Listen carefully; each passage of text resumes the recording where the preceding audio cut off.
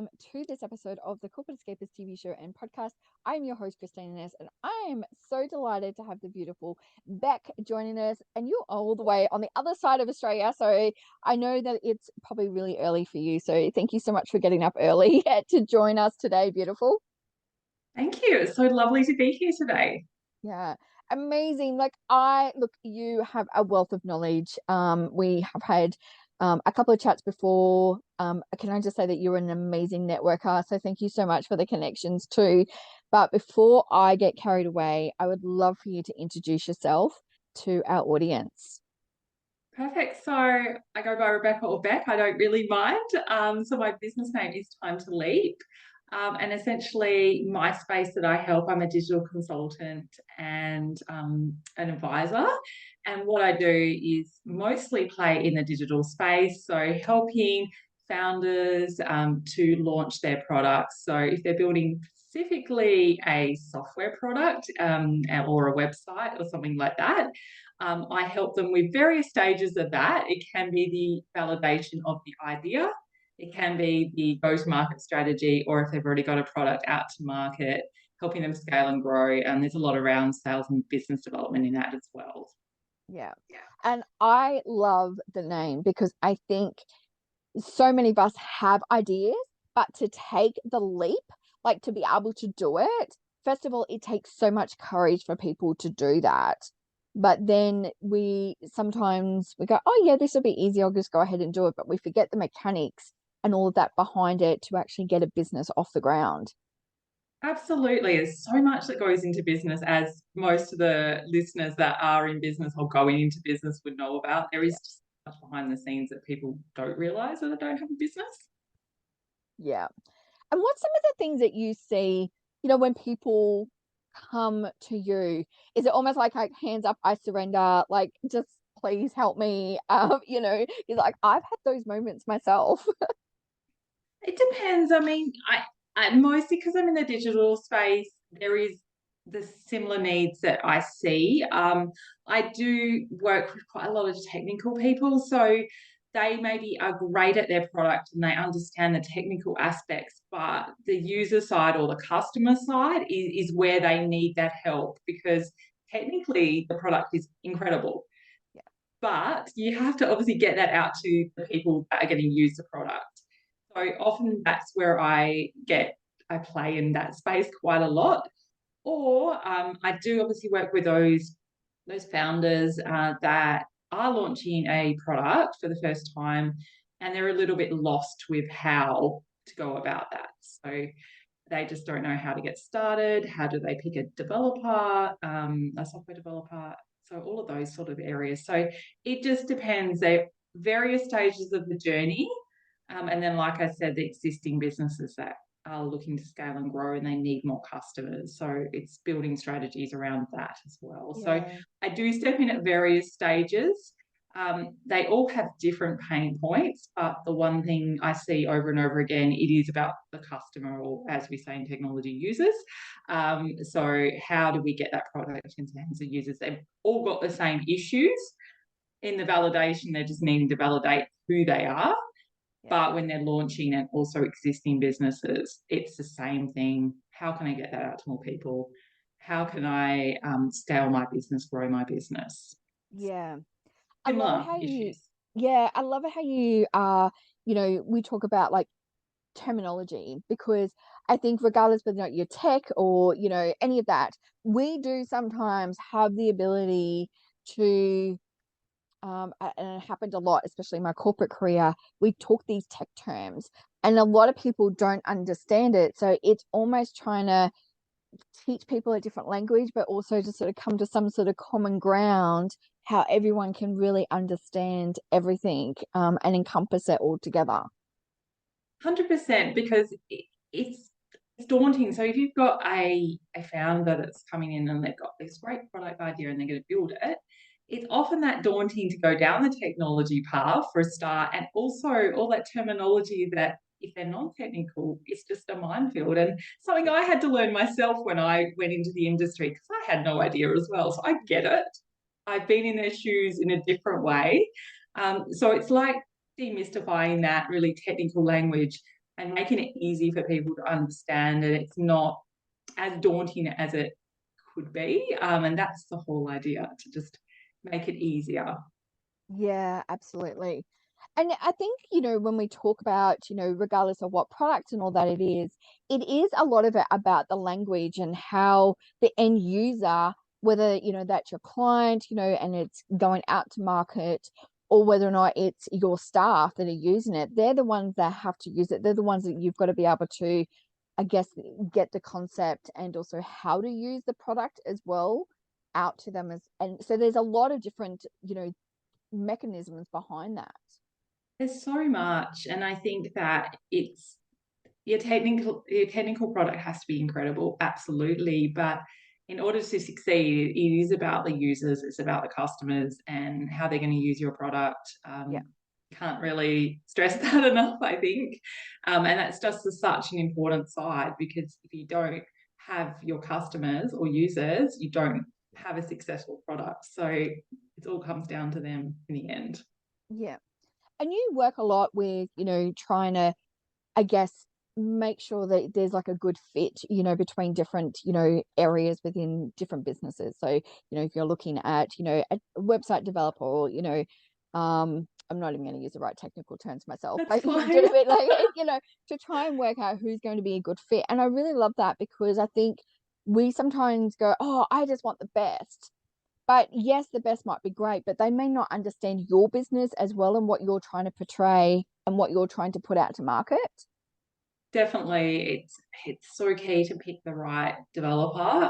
If you, most will go down that path of obviously needing somebody to develop their product for them, whether it's a high-end website or an app or a platform or anything like that.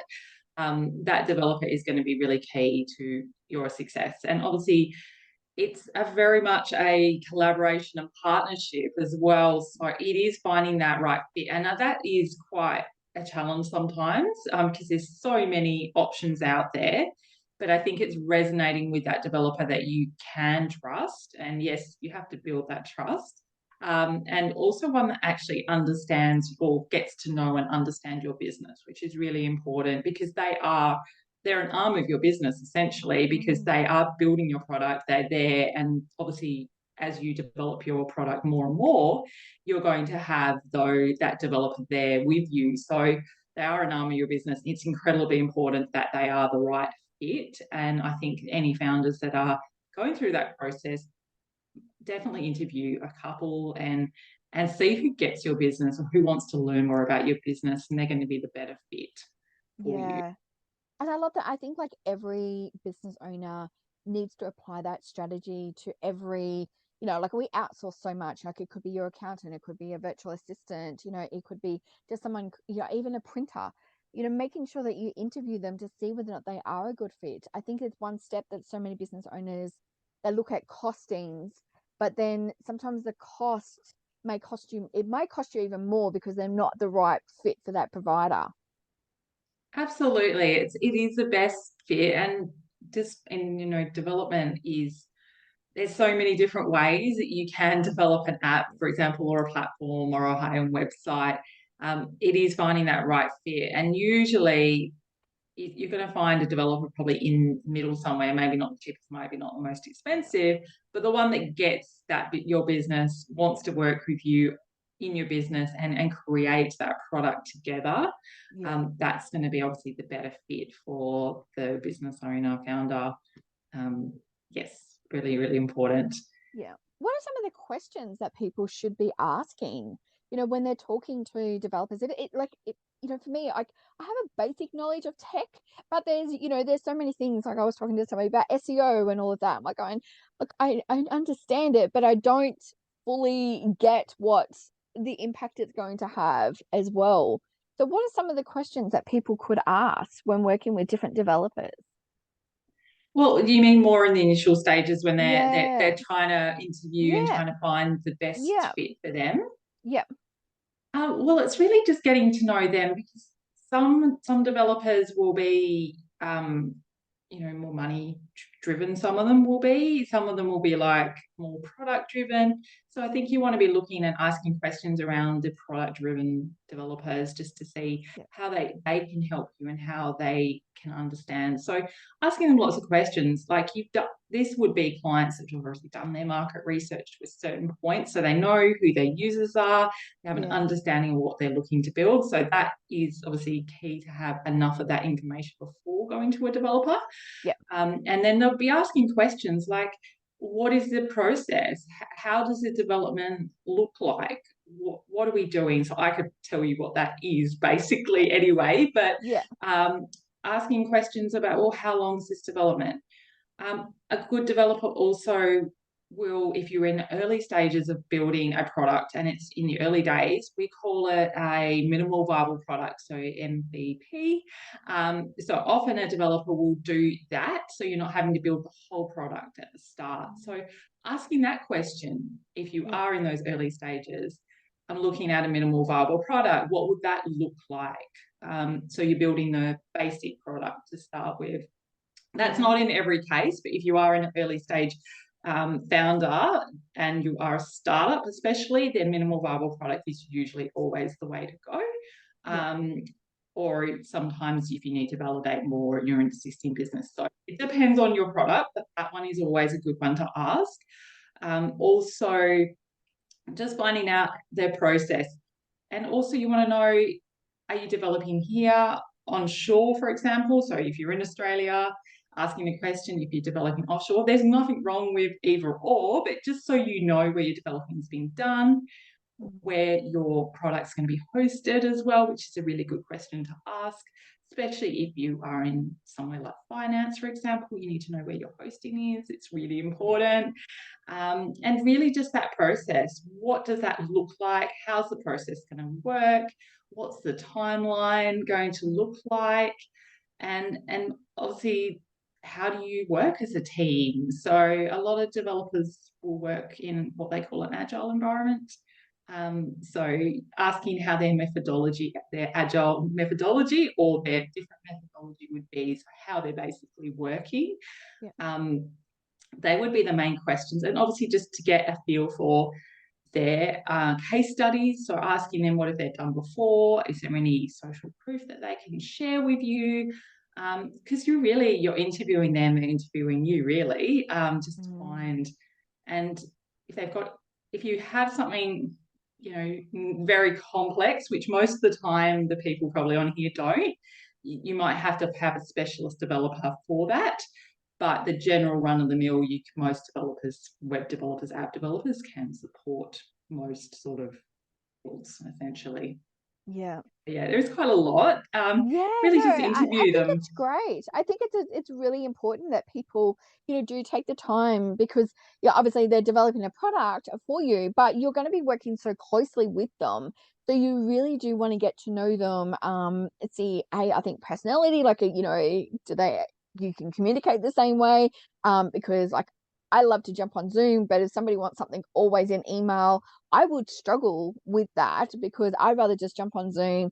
Here you go, let's record it, and then like here's a quick summary of it. I mean, I know that's how I work, but there are different people that they just want to know how somebody else's work, or how the information is going to be needed or sent to them as well. Definitely. And I mean, with developers, it depends on a development, but most of the ones that I know, and when I worked for a software developer, because we worked in the agile environment. So essentially, what that means is for everybody, when you're developing a product, you're working, they call a 2-week sprint. So the developers will do a 2-week sprint. And then at the end of that 2-week sprint, the client customer will get an update of where they're at after that 2 weeks. And they plan the next sprint and they do that next 2 weeks. So it's a really good way because it's chunked down into what the teams need to do, but also the founder or the business will know every 2 weeks, this is what we've done. So you could have fortnightly or monthly meetings with your developer. It depends on the structure and what you need. but at least every 2 weeks you're going to have that update and know where they're at, how they are, how far they've got. Is there anything else they need to pivot or change? And that just allows you to work with the client really quite closely, and it just makes things easier. Majority that I know work in that way. Yeah. Sometimes I might work in a bit of a different way too. Yeah. Yeah. And also, having that sort of, I guess, like a timeline of going, okay, well, I know like where we're at. It's not just sitting there like going, oh my God, I hope they're going to call, or, all that sort of stuff, like knowing those deadlines or those timelines for them when working with them. I think that is really essential, because that also helps the business owner with the product launch as well. Exactly, because often if you're in development, it honestly depends on how much you're developing, but you're having to think about that quite early on in your development journey, thinking, well, okay, I'm going to have this product out in so many months, just depends. So how am I actually going to get that product out? What is my product launch look like? Do I have a social media following? Have I needing to start that? So there's Yeah. actually quite a lot to think about. So Yeah. it's not just like, oh, I'm developing and I'll launch at the end. You've actually really got to be thinking about that, well, ideally from the start, but obviously at least a couple of more Yeah. months before you launch, just to have that customer base, an idea of what you're Yeah. doing, and also how you're going to launch. So that when you do launch and your product's ready, you do Mm, have those engaged users or customers yeah. ready to go, or to test it for you. Because some will do some testing with potential customers. It honestly depends on how your launch looks like, because obviously every business is different.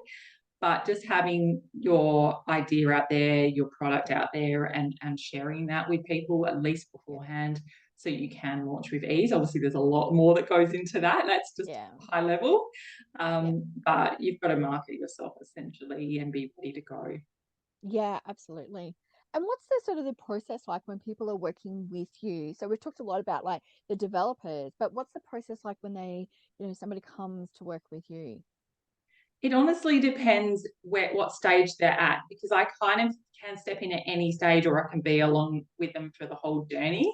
So I do work quite a lot with the end, like they're in development, they're launching. So that I've probably worked more in that space. Yeah. I do obviously have relationships with some developers as well, so that helps.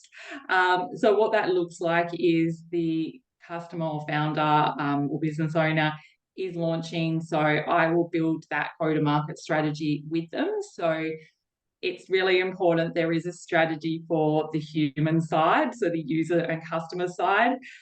So we build that together, and we even do things like mission and vision for your actual product, because you would have your mission and vision for your business, but what about the product? So it's all around the product, mission and vision, who's the users in more detail. We build customer avatar for that product. We build a sales plan. What's that sales plan going to look like? How's the business development aspects? Are we going to build strategic partnerships, which usually is a good way to go? Who's already got your customers, users there? It's a very high level document. Essentially, it's a go-to-market / business development plan for your product per se. Yeah. So we build that strategy and then we do the implementation. So it depends on where I'm at. If I'm consulting, then obviously I'm working with them to do the work. If I'm advising them, I'll advise them how to do that, provide templates, all that sort of thing. Yeah. And then we obviously want to work on the customer journey. So how are they going to come in basically and know about your product? What's the journey we're going to take them on through that launch process? Is it a webinar, for example, that we're going to be doing? Is it a softer launch? There's obviously so many different ways. So working with the business owner, or founder, with what they need and what their market needs. So everything is customized. And obviously, if I'm consulting with them, I help them with that implementation. So helping them set that up. So that space is where I've played in the most, Yeah. because it's one of the very, very key to getting the product successful. But obviously, like I mentioned at the start, I can work at the very beginning stages of market validation before they even go to a developer. and then obviously the existing product that's already been out for a little while, and they Yeah. need that traction. And I know that is an area that's in great need, because if you didn't do that plan, that go-to-market plan, for example, be business development and how that looks like. Mm. Often, when you are a bit further along, if you don't have something like that in place, you kind of just going and just trying to do your best, and it's like, well, let's stop. Let's actually build Yeah. that plan about around that, and it is very focused on your sales, business development, marketing, and how you're actually showing up, and then building that strategic partnership. So it's not all that much different to the go-to-market strategy, really, but it's just something that's like, the product's already out there, we've already got some customers, we've already got Yeah. some traction in the market.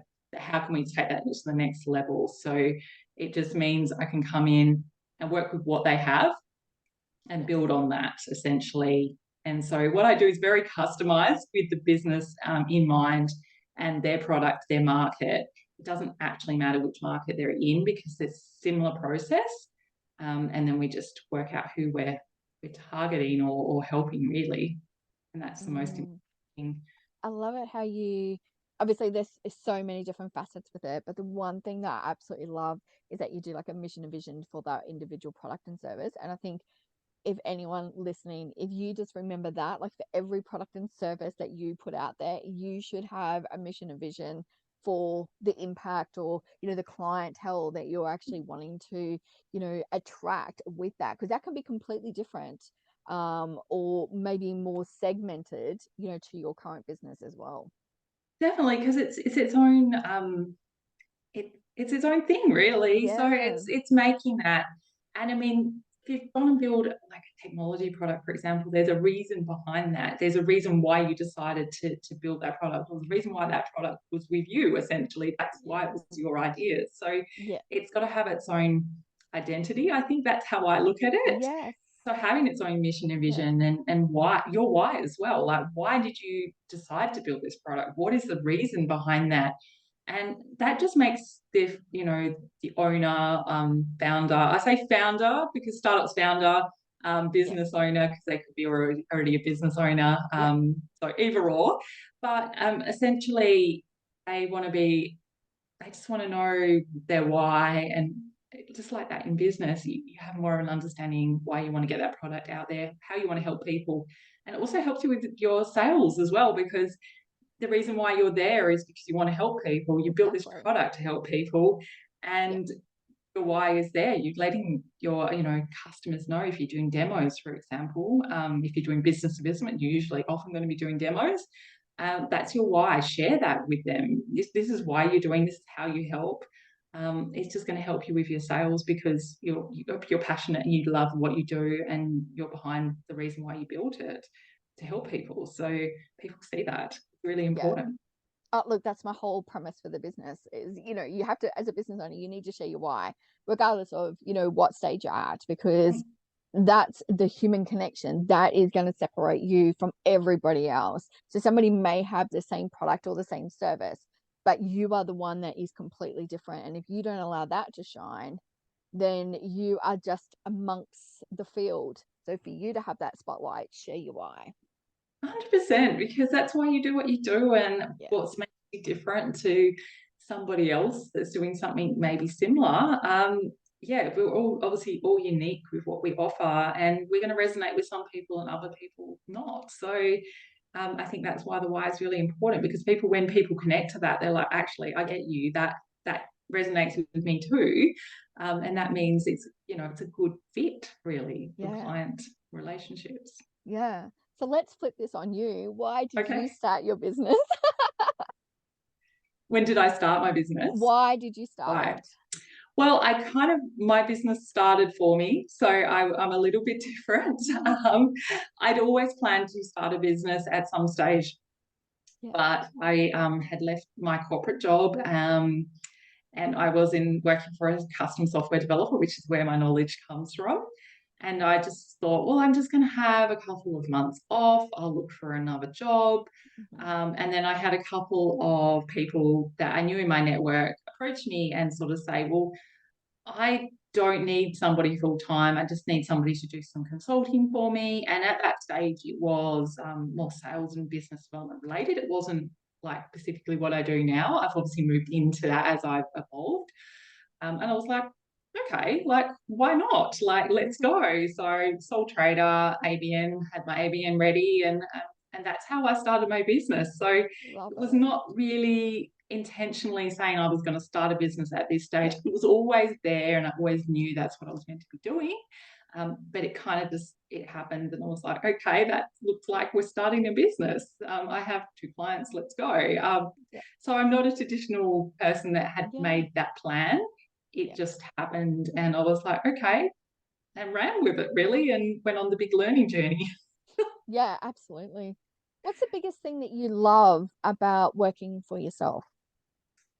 I love the freedom. So I love the freedom for myself. And I also love being able to work with so many amazing clients. That is the best thing because it's super interesting because of the type of work I do. I am a sole trader, so it's just me and my business. So I get to be part of other businesses because I come along with that journey, a part of that Mm. journey with them. So I love that part. I get to meet some amazing people, get to have some amazing clients I get to work with. And I get to learn so much as well about their business and how they run and how they operate. And I just find it really interesting. I love that. I love the variety. So I feel just really incredibly lucky. Yeah, Yeah. I love that. I love that. And if you could sort of like look back, on your journey in business so far, is there something that you probably would have wanted to learn sooner or maybe, I don't know, like invest in like a coach or like any of that? Is there anything in particular that you might have wanted to have maybe done a little bit quicker? I think for me, I didn't realize the magnitude of what you learn as a business owner because I'd been in corporate and that's all Mm. I ever knew. I know my area, but to actually do the foundation of the business and learn that, I think that would have been valuable to learn that Yeah, earlier on and do that crash course of how to do your accounting and BAS yeah, and all of that sort of thing. I didn't really, I've learned as I've gone along and done the yeah, best I can. Because when you're a sole trader, you're alone, right? You're yes, learning. But I think for me, if I did it again, I would actually spend a lot more time in that early stage and really learn that foundation of a business so that it wasn't so much a learning curve later on yeah, as I got along. That would be the most valuable. And yes, I would do yeah, my time again. yeah, Be a bit more absolutely. informed about the ins and outs. I Yeah, yeah, definitely. definitely. Yeah, no, I totally get that. But then there's sometimes it might have made me a little bit too scared because I'm like, oh my God, I have to learn all these things. Like, would I even have done it? So yeah, no, I totally agree with you in that aspect. So, how can people find you and, work with you? So usually through my website, I am probably much more active on LinkedIn. That's probably where the space that Yeah, I'm mostly posting and connecting with people. So finding me on LinkedIn. Yeah, that's usually the best way, or website. I love just being able to have chats with people. I love connecting with people, referring work and all that sort of yeah, thing. So always up for a chat, always would love to connect. yeah, And a amazing. YouTube video coming YouTube channel coming shortly. I need to get Oh, that off the ground. so cool, so cool. And like you are an incredible networker. You gave me a really great connection, which is fantastic. So thank you so much for that. And we're going to pop all the details of where people can reach out to you below. So if you've got any questions, if you're thinking of, designing an app or you've got a product and you're ready to go, obviously reach out. Because I think what you're doing is absolutely amazing and just love the philosophy behind it all and, really connecting not only the business owner but also with the end user and really having that I call it like a soulful connection between the two because you've got to understand both as well. So I think it's amazing what you do. Oh, thank you. And I love being in this space because it's such technology industry is just booming and Yeah, it's just like how do we get this product to the people that need that product to help them in their life or in their business or depending on what the product is. yeah, So it's it's not just a as great. scary. It's not as scary now as what it used to be maybe 5-10 years ago. Yeah, like there's I don't know. I remember my very first website probably about 15 years ago, when I had a different business. I was just like, oh my goodness, there was no drop and drag. Like you literally had to pay someone to do it. So there's a lot of big changes that have happened.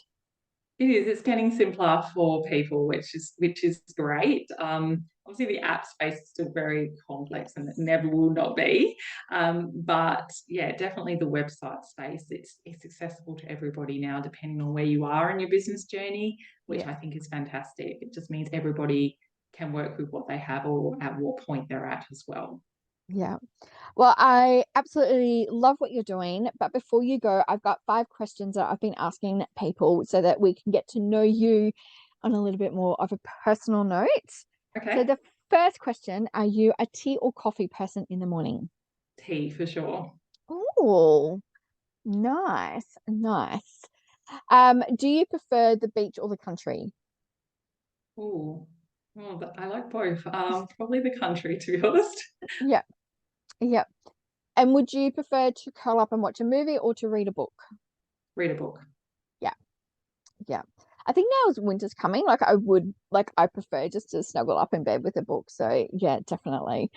If you're going on a holiday, would you prefer to travel by boat or plane? Definitely plain. I don't like boats. Yeah.